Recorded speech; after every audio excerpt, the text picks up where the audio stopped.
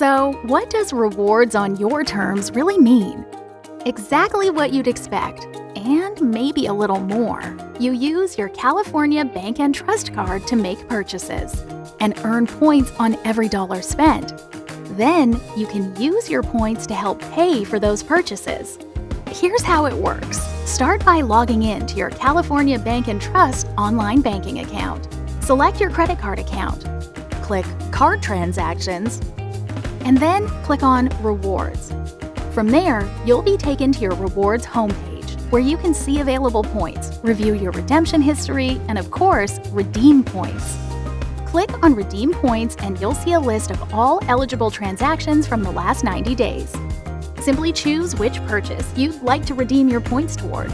Read and accept the terms and conditions and click Redeem. That's it. You can apply points for the exact amount or a portion of any eligible purchase. It's all up to you.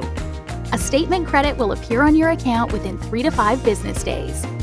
That is rewards on your terms. To learn more, stop by your local California Bank and Trust branch today.